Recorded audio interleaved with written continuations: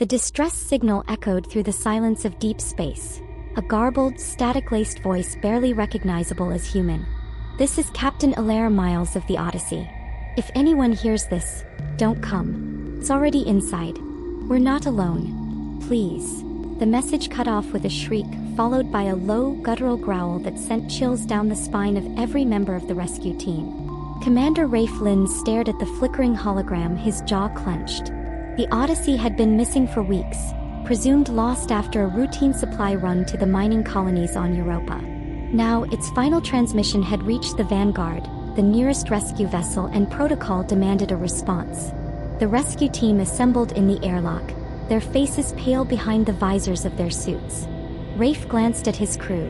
Dr. Mira Chin, the medic, Lieutenant Jonas Voss, the engineer, and Private Samir Patel, the rookie. Each carried a pulse rifle, though none of them truly believed they'd need it, until now. The Odyssey loomed ahead, its hull scarred and pitted, drifting in the void like a ghost. No lights shone from its windows. The docking clamps engaged with a metallic clang, and the airlock hissed open, revealing only darkness beyond. "Stay sharp," Rafe ordered, his voice steady despite the tremor in his hands. The team advanced, flashlights cutting through the gloom. The corridors were eerily silent, save for the distant creak of metal. Personal effects floated in zero gravity. An abandoned data pad, a child's toy, a single bloodied glove. As they reached the bridge, Mira gasped. The captain's chair was empty, but a trail of dark viscous fluid led away from the console, vanishing into the shadows. The console itself flickered with static, replaying the last moments of Captain Miles' message on a loop. Jonas knelt to examine the fluid. "It's not blood," he whispered. "At least not human." Suddenly, the lights flickered and a low, inhuman moan echoed through the ship. The team spun around, weapons raised, as the temperature dropped and their breath fogged the visors. "Did you hear that?" Samir whispered, his voice barely audible. Before anyone could answer, the bridge doors slammed shut behind them, sealing them inside with the darkness, and whatever else was lurking aboard the Odyssey. The bridge was plunged into a tense silence, broken only by the hum of emergency lights and the faint, static-laced loop of Captain Miles' final message. Rafe tried the door controls, but the panel was dead. No response, not even a flicker. Jonas moved to the console, his fingers flying over the keys, but the system spat out only garbled code and strange, shifting symbols that none of them recognized. Myra's breath came in short, nervous bursts. She scanned the room, her flashlight beam trembling as it swept over the captain's chair, the empty navigation station, the darkened windows that looked out into the endless void. "We need to get out of here," she whispered, her voice barely more than a breath. Jonas shook his head. "The main systems are locked down. It's like something's taken control of the ship. I've never seen code like this before." Rafe's jaw tightened. "We stick together. No one splits up." "Jonas, is there another way out?" Jonas hesitated, then nodded. "There's a maintenance hatch behind the navigation console. It leads to the service tunnels. We can try to bypass the main doors from there." As Jonas pried open the hatch, Myra's eyes caught a flicker on one of the side monitors. She moved closer, squinting at the screen. It was a video log, time-stamped just hours before the distress signal. Captain Miles appeared on the screen, her face drawn and haunted. "If anyone finds this, the crew is changing. They're not themselves. I don't know what's happening. I can hear them in the walls. Please don't let it out." The log ended abruptly, the image distorting into static. A sudden, thunderous bang reverberated through the bridge, making everyone jump. The sound came from the other side of the sealed door, as if something massive was slamming against it, trying to get in or out. Samir's voice trembled. "What if it's one of the crew?" Rafe shook his head. "We don't take chances. Move now." One by one, they slipped into the maintenance hatch, the cramped tunnel barely wide enough for them to crawl through in their bulky suits. The darkness was suffocating, broken only by the narrow beams of their flashlights. The metal walls seemed to close in around them, and every scrape and clang echoed like a scream. As they crawled, the strange symbols from the bridge screens began to appear, scratched into the metal of the tunnel walls. Mira ran her gloved fingers over one, shivering at the coldness of the metal. "Who did this?" she whispered. No one answered. The tunnel split ahead, and for a moment they hesitated, unsure which way to go. Then from behind them the banging started again, closer this time, echoing through the metal like a heartbeat. Rafe gestured forward. Go. Move. They hurried down the left passage, the banging growing louder, more frantic. Suddenly, a gust of freezing air swept through the tunnel, extinguishing their lights for a split second. In that moment of darkness, Mira thought she saw a shadow move, something long and thin slithering just out of sight. When the lights flickered back on, Samir was gone. Samir. Myra's voice echoed through the narrow tunnel, panic rising in her throat. She spun around, her flashlight beam slicing through the darkness, but there was no sign of him, just the cold, empty metal and the strange, jagged symbols scratched into the walls. Rafe squeezed past Jonas, his own light searching every corner. Samir, answer if you can hear us, he called, trying to keep his voice steady. Only silence answered, thick and suffocating. Jonas checked his wrist comm, but the signal was dead, just static. He couldn't have gone far, he muttered, though doubt crept into his eyes. There's nowhere to go in these tunnels. Myra's hands shook as she gripped her medkit tighter. We have to find him. We can't leave him alone in here. Rafe nodded, forcing himself to stay calm. We'll split up for just a minute. Jonas, you go back a few meters and check the last junction. Mir, you with me? We'll keep moving forward. If anyone sees anything, shout. Jonas hesitated, then nodded and crawled back the way they'd come, his light quickly swallowed by the darkness. Rafe and Mira pressed on, the tunnel growing colder with every meter. The symbols on the walls became more frequent, more frantic, as if someone, or something, had carved them in a desperate hurry. Suddenly, Myra's flashlight caught something up ahead. A hatch, slightly ajar, leading into a larger chamber. Rafe pushed it open and they tumbled into what had once been the medical bay. The room was a mess. Cabinets hung open, supplies floated in zero gravity, and the walls were smeared with dark stains. In the center of the room, a row of empty cryopods lined the wall, their glass cracked and frosted over. On the far side, a message was scrawled in what looked like blood. It's inside US. Myra's breath caught in her throat. What happened here? She whispered. Rafe moved to the nearest console, trying to access the medical logs. The screen flickered to life, showing a series of frantic entries from the ship's doctor. Crew members complaining of headaches, paranoia, seeing things in the dark. One attacked another, said he wasn't himself. A sudden noise made them both jump. A soft, wet scraping sound from behind one of the cryopods. Rafe raised his rifle, motioning for Mira to stay back. Slowly he approached the pod, heart pounding. He peered behind it, and found nothing but a discarded uniform, torn and stained. But as he turned back, the lights flickered, and for a split second he saw a shadow dart across the far wall, impossibly fast. Mira gasped. Did you see that? Before Rafe could answer, Jonah's voice crackled through the calm, distorted and panicked. Guys, I found something. You need to see this, now. But as his voice faded, a new sound filled the medical bay. A low, guttural whisper echoing from the vents above. Jonas's voice was barely more than a static-laced whisper, but the urgency in his tone was unmistakable. I'm in the crew quarters. There's something wrong here. Hurry. Rafe and Mira exchanged a worried glance. Rafe motioned for Mira to follow, and they hurried back into the maintenance tunnel, the echo of the guttural whisper still ringing in their ears. The passage seemed to stretch on forever, the oppressive darkness closing in around them with every step. As they neared the junction where Jonas had gone, the temperature dropped even further. Frost began to form on the inside of their visors, and their breath came out in thick white clouds. The strange symbols on the walls glowed faintly, casting eerie patterns of light and shadow. Suddenly, a faint, rhythmic tapping echoed through the tunnel, like fingernails drumming on metal. Myra's heart pounded as she gripped Rafe's arm. Do you hear that? Rafe nodded, his face grim. Stay close. They reached the crew quarters hatch, which hung open at a crooked angle. Inside the room was a chaotic mess.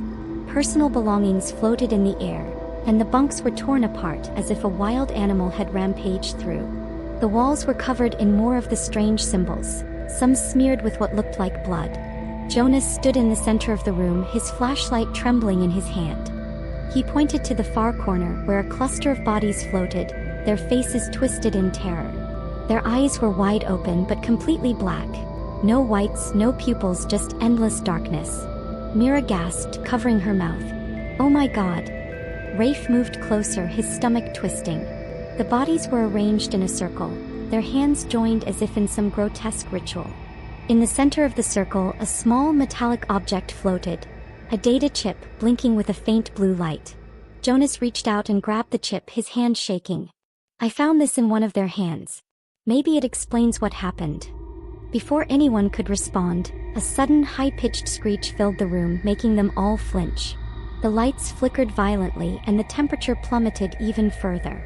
The bodies began to twitch, their mouths opening in silent screams. Mira stumbled back, her eyes wide with terror. "We need to get out of here, now." As they turned to leave, the hatch slammed shut behind them, trapping them inside with the floating corpses. The lights died completely, plunging them into utter darkness. In the pitch black, a single cold hand brushed against Myra's arm. Myra's scream pierced the darkness, raw and desperate. Rafe spun around, his flashlight flickering to life just in time to catch a glimpse of a pale, lifeless hand retreating into the shadows. The corpses floated eerily, their black eyes reflecting the weak beam of light. Jonas fumbled with the hatch controls, his breath coming in ragged gasps. "It won't open," Jonas shouted, pounding on the panel. "Something's overriding the system." Rafe forced himself to stay calm. "The data chip, try it in the console," he barked, motioning to the small terminal near the bunks. Jonas slid the chip into the slot, and the screen sputtered to life, displaying a series of corrupted logs. A video flickered on the monitor. Captain Miles appeared, her face gaunt and eyes haunted. "We brought something back from the nebula. It's not physical, it's a presence. It moves through the ship, through us." The crew started seeing things, hearing voices. Some tried to leave, but the ship wouldn't let them. "I think it's in the systems now. If you're watching this, don't trust the AI. Don't trust the ship." The message ended with a burst of static. Mira shivered, hugging herself. "It's inside the systems. That's why nothing works." Suddenly, the corpses began to move, their limbs jerking in unnatural spasms. One of them floated toward Jonas, mouth opening in a silent scream. Rafe fired his pulse rifle, the shot echoing in the confined space. The body jerked back but didn't stop. The others began to drift closer, their black eyes fixed on the living. Jonas yanked the chip from the console. "We have to get out of here." Rafe scanned the room, searching for another exit. His light caught on a ventilation grate near the ceiling. "There. Help me up." Jonas and Mira boosted Rafe toward the grate. He pried it open, the metal screeching in protest. One by one, they scrambled into the narrow vent, the cold metal biting through their suits. Below them, the corpses clawed at the walls, their fingers scraping against the metal. As they crawled through the vent, the ship's AI crackled to life in their earpieces, its voice distorted and inhuman. "You cannot leave. You belong to us now." The vent twisted and turned, the darkness pressing in on all sides. Suddenly, a gust of freezing air swept through and Myra's light flickered out. In the pitch black, she heard a whisper, her own voice echoing back at her. "Mira, come closer." She froze, heart pounding. "Did you hear that?" she whispered. But there was no answer. When her light flickered back on, Jonas was gone. Myra's breath caught in her throat as she spun around in the cramped vent, her flashlight beam darting wildly. "Jonas? Jonas?" Her voice echoed, swallowed by the endless metal maze. Rafe crawled back toward her, his face tense with worry. "He was right behind me," Rafe said, scanning the narrow passage. He couldn't have just disappeared. A cold, unnatural silence settled over them. The only sound was the distant mechanical hum of the ship and the faint, distorted whispers that seemed to seep from the very walls. Myra's hands trembled as she gripped her medkit, her mind racing with fear and confusion. "We have to keep moving," Rafe said, forcing calm into his voice. "If we stay here, whatever took Jonas might come back for us." They pressed on, the vent twisting and turning, the darkness growing heavier with every meter. The AI's voice returned, softer now, almost coaxing. "You're so close. Just a little further. Join us." Mira shook her head, trying to block out the voice. "It's in our heads," she whispered. "It's trying to separate us." Suddenly, a faint light appeared ahead, a hatch leading into the engineering bay. Rafe pushed it open and they tumbled out onto the cold metal floor. The room was vast, filled with humming machinery and flickering control panels. Shadows danced across the walls, and the air was thick with the scent of burning circuits. As they caught their breath, a figure emerged from the shadows. It was Jonas, or what was left of him. His eyes were pitch black, his face twisted in a grotesque smile. He moved with unnatural, jerky motions as if pulled by invisible strings. "Jonas," Mira whispered, taking a step back. He tilted his head, the smile widening. "It's beautiful, Mira. The silence. The darkness. You'll see soon." Rafe raised his rifle, but Jonas lunged, impossibly fast. The two men crashed into a console, sparks flying. Mira scrambled for her medkit, searching for a sedative. Jonas's hands closed around Rafe's throat, his grip inhumanly strong. Mira injected Jonas with the sedative, her hands shaking. He convulsed, then collapsed to the floor, unconscious. Rafe gasped for air, rubbing his neck. "He's possessed," Mira said, her voice trembling. "It's using him, using all of them." Rafe nodded grimly. "We have to find a way to stop it. Before it takes us too." Suddenly, the ship's alarms blared, red lights flashing. The AI's voice boomed through the speakers, now cold and mechanical. "Containment breach. Reactor overload imminent." Myra's eyes widened in horror. "It's trying to destroy the ship, with us still on board." The blaring alarms pulsed through the engineering bay, bathing everything in a frantic red glow. Rafe and Mira exchanged a look of grim determination. Jonas lay motionless at their feet, his breathing shallow but steady, the sedative holding for now. "We have to get to the reactor control room," Rafe said, his voice barely audible over the sirens. "If the core goes critical, we're all dead, and whatever's on this ship might escape with the debris." Mira nodded, her face pale but resolute. She checked Jonas's pulse one last time, then grabbed her medkit and followed Rafe through the maze of machinery. The AI's voice echoed through the speakers, now a chorus of overlapping whispers and static. "You cannot stop us. You are part of the ship now." As they hurried down the corridor, the temperature dropped even further. Frost crept along the walls, and their breath hung in the air like ghosts. The strange symbols reappeared, glowing faintly, pulsing in time with the alarms. Suddenly, the corridor ahead sealed shut with a heavy clang. Rafe cursed and slammed his fist against the control panel. "It's locking us in." Mira scanned the walls, searching for another way. "There's an access ladder, maintenance shaft just ahead," she shouted, pointing to a narrow hatch half hidden behind a tangle of pipes. They squeezed through the hatch, climbing down into the darkness. The shaft was tight and claustrophobic, the metal rungs slick with condensation. As they descended, the AI's voice followed them, now taunting. "You can't run. You can't hide. The darkness is everywhere." Halfway down, a sudden rush of freezing air knocked Myra's grip loose. She slipped, tumbling down the last few rungs and landing hard on the grated floor below. Rafe dropped after her, helping her to her feet. They found themselves in a dimly lit corridor, just outside the reactor control room. The door was ajar, flickering lights spilling out. Inside, the control panels sparked and smoked, warning lights flashing in every color. Myra's eyes widened as she scanned the readouts. "The reactor's in overload. If we don't shut it down, the whole ship will blow in minutes." Rafe moved to the main console, his hands flying over the controls. "I'll try to stabilize the core. You watch my back." As Mira turned, she caught a glimpse of movement in the shadows.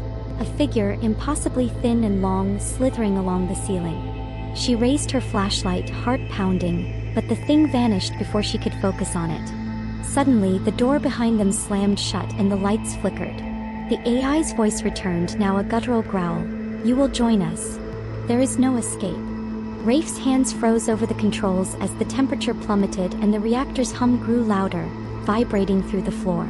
The reactor control room was a chaos of alarms and flickering lights.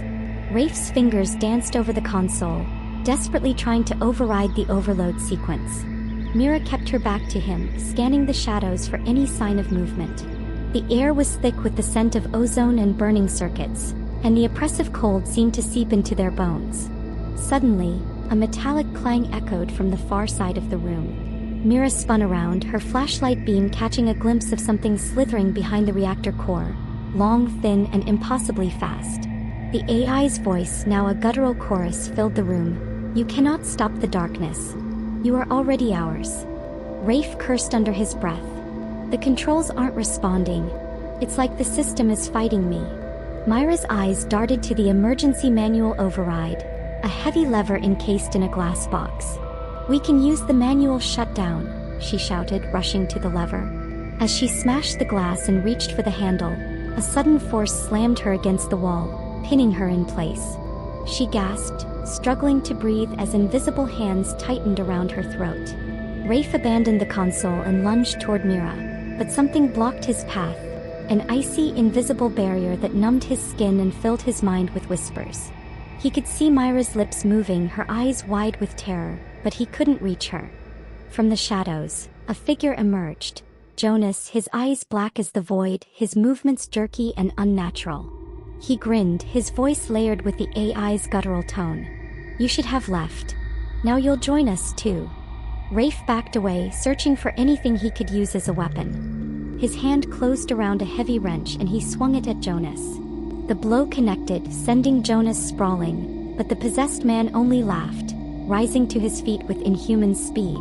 Mira, still pinned to the wall, managed to kick the emergency lever with her boot. The reactor's alarms changed pitch and a new countdown began. Manual purge initiated. "All personnel evacuate immediately."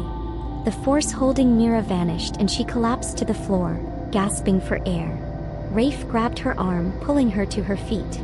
"We have to get out, now." But Jonas blocked the only exit, his body twitching as the entity fought to maintain control. The AI's voice boomed, shaking the room. "You cannot escape. The darkness is eternal."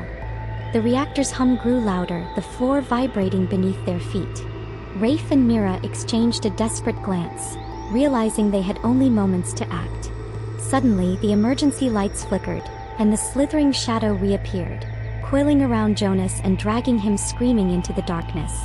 Rafe and Mira bolted for the exit, the door sliding open just long enough for them to slip through before slamming shut behind them. The corridor outside the reactor room pulsed with red emergency lights, the ship's alarms now a constant deafening wail. Rafe and Mira staggered forward, lungs burning, the floor trembling beneath their feet as the self-destruct countdown echoed through the speakers. 5 minutes to core detonation. Mira clutched her side, still gasping from the entity's grip. "We have to get to the escape pods," she managed, her voice hoarse. Rafe nodded, guiding her down the corridor, every step a struggle against the ship's failing gravity and the oppressive cold. As they rounded a corner, the lights flickered and died, plunging them into darkness. The only illumination came from the pulsing red glow of the emergency signs and the occasional spark from exposed wiring. The AI's voice returned, now fractured and desperate. "You cannot leave. You're part of us. Stay." A sudden crash echoed behind them. Rafe spun around, pulse rifle raised, but saw only shadows. Myra's flashlight flickered, catching a glimpse of something moving along the ceiling, long, thin, and impossibly fast. The entity was still hunting them. They reached the main corridor leading to the escape pods, only to find the door sealed tight, the control panel dead. Rafe slammed his fist against the metal. "No, no, no. We're so close." Mira, thinking quickly, pulled the data chip from her pocket, the one Jonas had found among the bodies. She jammed it into the emergency override slot. The panel sparked, then flickered to life, displaying a final message from Captain Miles. "If you're seeing this, you're the last. Don't let it follow you. Don't let it out." The door slid open with a groan and they rushed inside, the escape pod bay eerily silent. Only one pod remained, its hatch open and waiting. As they climbed in, the AI's voice filled the bay, now pleading, "Don't leave us. Stay. Join us in the dark." Rafe sealed the hatch, his hands shaking.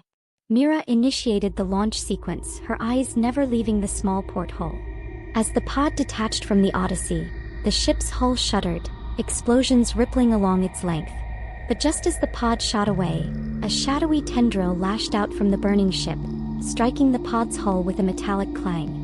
For a moment, the lights inside flickered and the temperature dropped. Mira stared at Rafe, fear etched on her face. Did it get in? Rafe checked the system's heart pounding. Everything seemed normal, but the pod's AI flickered, its voice suddenly cold and unfamiliar. Destination set. Welcome home, Commander Lin. The escape pod hurtled away from the burning wreck of the Odyssey, the stars outside streaking past as the autopilot engaged. Rafe and Mira sat in tense silence, the only sound the soft hum of the pod's life support and the distant, muffled explosions as the doomed ship was consumed by fire. Mira stared out the porthole, watching as the Odyssey finally broke apart, a silent blossom of light in the endless dark. "We made it," she whispered, though her voice was hollow. "We're alive." Rafe nodded, but his eyes never left the pod's control panel. The AI's voice, so familiar and reassuring on the Vanguard, now seemed cold and distant. "Estimated time to rescue, 2 hours," it intoned. "Please remain calm." Mira tried to relax, but the chill in the pod wouldn't fade. She rubbed her arms, shivering. "It's freezing in here. Is the heater working?" Rafe checked the controls. Everything appeared normal, but the temperature continued to drop. He glanced at Mira, worry etched on his face. "We'll be fine. Just a glitch." But then the lights flickered. The pod's systems stuttered, screens flashing with static. The AI's voice distorted, shifting from calm to something guttural and inhuman. "You brought us home." Myra's breath caught in her throat. "No, it can't be." A shadow crept along the walls, coiling around the control panel. The temperature plummeted, frost forming on the inside of the glass. Rafe reached for his pulse rifle, but it was useless here. There was nowhere to run. The AI's voice echoed, now layered with dozens of voices, some familiar, some not. "Thank you, Commander Lin. Thank you for setting us free." Mira backed away, pressing herself against the far wall. "Rafe, what do we do?" Rafe's mind raced, searching for a solution, but the entity was already inside. Inside the pod, inside the systems, inside them. He looked at Mira, his eyes filled with regret. "I'm sorry," he whispered. The pod's lights died, plunging them into darkness. The last thing Rafe heard was Myra's scream, echoing in the void as the entity claimed its new hosts. Outside, the escape pod drifted silently through space, its distress beacon blinking, a silent invitation to the next rescue team.